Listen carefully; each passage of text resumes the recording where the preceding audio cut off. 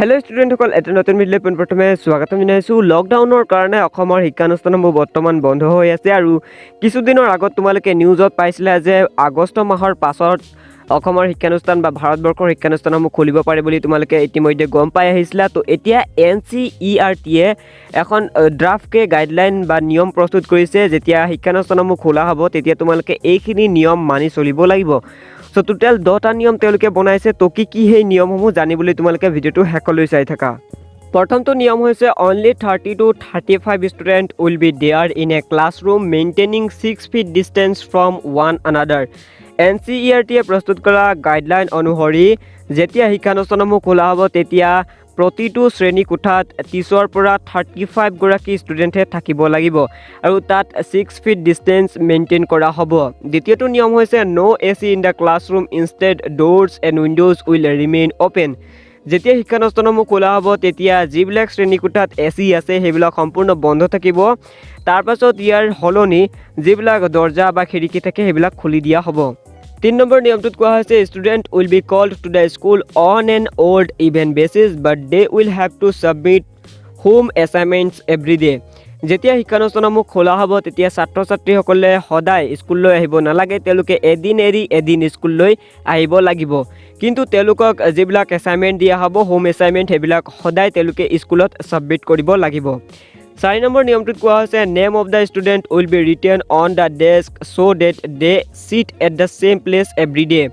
যেতিয়া শিক্ষানুষ্ঠানসমূহ খোলা হ'ব তেতিয়া প্ৰতিটো বেঞ্চত ষ্টুডেণ্টবিলাকৰ নাম লিখা থাকিব। বেঞ্চ ডেস্কবিলাকত যেতিয়া তোমালোকৰ পৰীক্ষা হয় তেতিয়া যেনেকুৱা ধৰণৰ ৰোল নাম্বাৰবিলাক লিখা থাকে বা নাম লিখা থাকে, ঠিক তেনেধৰণে যেতিয়া শিক্ষানুষ্ঠানসমূহ খোলা হ'ব তেতিয়া তোমালোকৰ নাম লিখা থাকিব আৰু সেইবাবে সেই নামটো য'ত লিখা থাকিব তাতে তোমালোকে সদায় আহি বহিব লাগিব।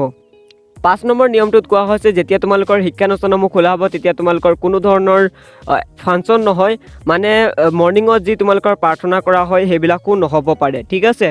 6 নম্বৰ নিয়মটো হৈছে there will be no' food stalls outside the school. যেতিয়া শিক্ষানুষ্ঠানসমূহ খোলা হ'ব তেতিয়া তোমালোকে স্কুলৰ বাহিৰৰ পৰা কোনো ধৰণৰ ফুড কিনি আনিব নোৱাৰিবা। যিবিলাক দোকান থাকে তাৰ পৰা তোমালোকে ফুড কিনি আনিব নোৱাৰিবা। স্কুলৰ ভিতৰত যিবিলাক কেণ্টিন থাকে তাৰে পৰা তোমালোকে হয়তো ফুড কিনি খাব পাৰিবা, কিন্তু স্কুলৰ বাহিৰৰ পৰা তোমালোকে কোনো ধৰণৰ ফুড বা খোৱা বস্তু আনিব নোৱাৰিবা। 7 নম্বৰ নিয়মটো হৈছে mandatory mask screening of all student and staff members every day. শিক্ষানুষ্ঠানসমূহ খোলাৰ পাছত সকলো ষ্টুডেণ্টে সদায় মাস্ক পৰিধান কৰি আহিব লাগিব আৰু সকলোকে সদায় স্ক্ৰিনিং টেষ্ট কৰা হ'ব। 8 নম্বৰ নিয়মটোত কোৱা হৈছে there will be no' sharing of food drinking water among the student, the school authorities will monitor. যেতিয়া শিক্ষানুষ্ঠানসমূহ খোলা হ'ব আৰু তোমালোকক ব্ৰেক দিয়া হ'ব খোৱা বস্তু খাবৰ কাৰণে, তেতিয়া তোমালোকে কোনো ধৰণৰ ফুড এজনে আনজনৰ লগত শ্বেয়াৰ কৰিব নোৱাৰা। এই ক্ষেত্ৰত স্কুলৰ অথৰিটিজে তোমালোকৰ ওপৰত মনিটৰ কৰিব।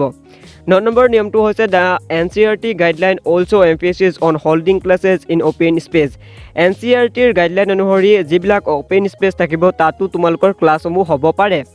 10 নম্বৰ নিয়মটোত কোৱা হৈছে স্কুলসমূহ 6টা ফেজত আৰম্ভ কৰা হ'ব। প্ৰথমে 11 আৰু 12ৰ আৰম্ভ কৰা হ'ব, তাৰপাছত ক্লাছ 9 আৰু 10ৰ আৰম্ভ কৰা হ'ব এসপ্তাহৰ পাছত, তাৰপাছত 6 আৰু 8ৰ ক্লাছসমূহ আৰম্ভ কৰা হ'ব 2 সপ্তাহৰ পাছত, তাৰপাছত ক্লাছ 3 to 5ৰ আৰম্ভ কৰা হ'ব 3 সপ্তাহৰ পাছত, তাৰপাছত ক্লাছ 1 আৰু 2ৰ আৰম্ভ কৰা হ'ব 4 সপ্তাহৰ পাছত, আৰু যিবিলাক নাৰ্চাৰী ক্লাছ আছে সেইবিলাকৰ আৰম্ভ কৰা হ'ব 5 সপ্তাহৰ পাছত। কিন্তু যিবিলাক গাৰ্জেন আছে সেইবিলাকে যদি অনুমতি দিয়ে তেনেহ'লেহে নাৰ্চাৰী ক্লাছসমূহ আৰম্ভ কৰা হ'ব।